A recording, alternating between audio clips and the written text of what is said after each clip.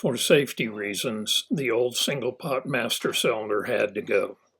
Any loss of pressure in the braking system would have resulted in zero braking ability. I wanted to convert to a dual reservoir master cylinder and upgrade from drum to disc brakes. This would make the truck much safer as well as more responsive. Disc brakes were not an option in 1964. I purchased the big brake conversion kit from Classic Performance Parts and upgraded to their drilled and slotted rotors as well as red calipers. Most later produced Chevrolet vehicles were equipped with 11 or 12-inch rotors. This kit comes with 13-inch rotors for the front and 12-inch rotors for the rear for good stopping power. After all the old drum brake parts were removed, it was time to get to work installing the new system.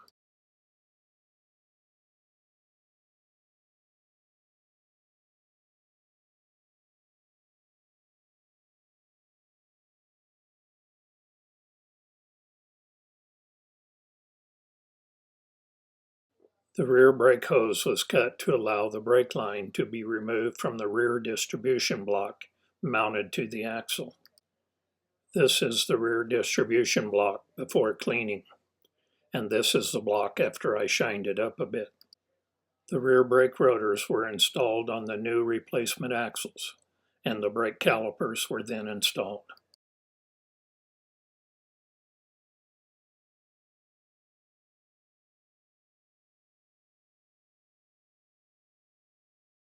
The new 13-inch slotted and drilled rotors were added to the modular front spindles. The new brakes looked amazing, but I did not like the fit of the stainless steel front brake hose sent with the kit.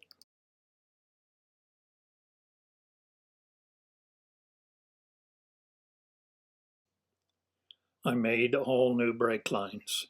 The old steel brake lines were replaced with nickel copper alloy lines.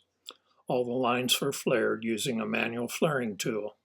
The lines were split where necessary using new brass tees.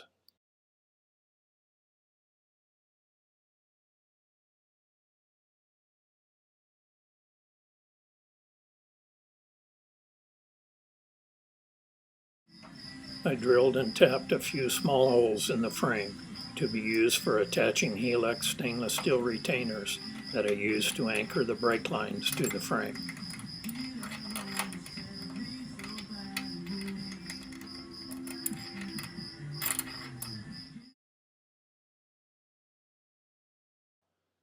After the front lines were generally plumbed, the rear lines were built.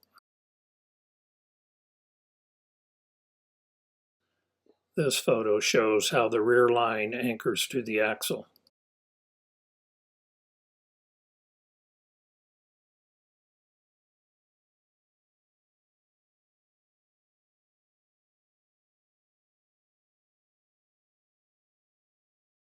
This photo shows the anchor point of the front brake lines to the crossmember. Because I didn't like the fit of the front brake hoses supplied with the kit, I located some different ones that fit better, at least in my judgment.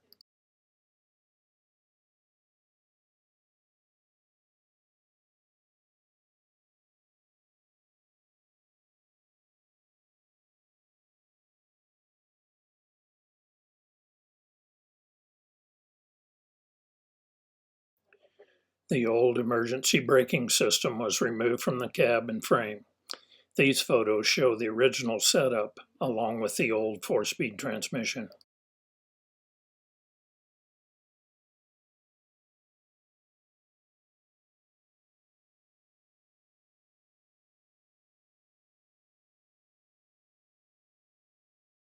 The old e-brake crossmember and mechanism was removed and cleaned for painting.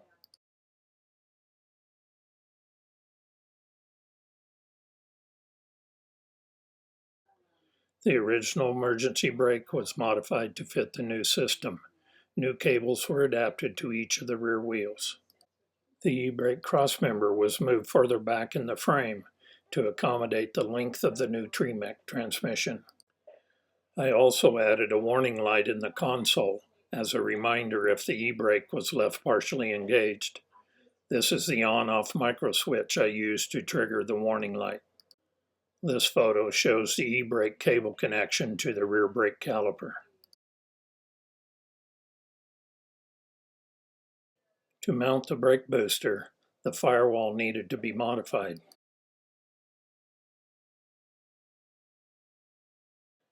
After mounting holes were drilled, the booster assembly was mounted. The primary lines from the master cylinder to the already installed front and rear brake lines were made. After test fitting, the master cylinder was removed and painted. The master cylinder was then bench bled.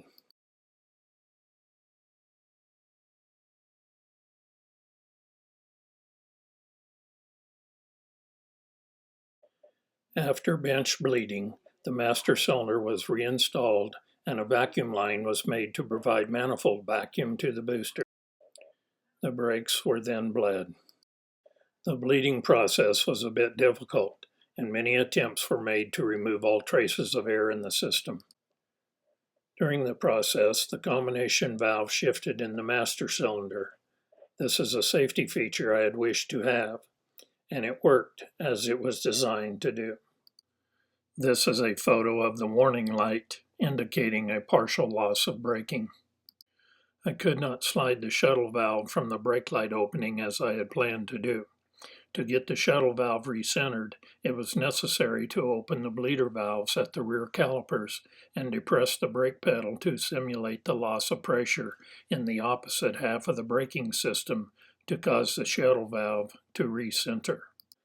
So I purchased a proportioning valve tool to reset and hold the valve in the center position while bleeding the brakes. This photo shows the tool in place, holding the shuttle valve in the center location while the brakes were being bled. Due to the fact that the front calipers are dual piston calipers, it is necessary to bleed air from each of the 4 bleeder valves on the front calipers. After the brakes were bled, the tool was removed from the combination valve and the warning light switch was reinstalled.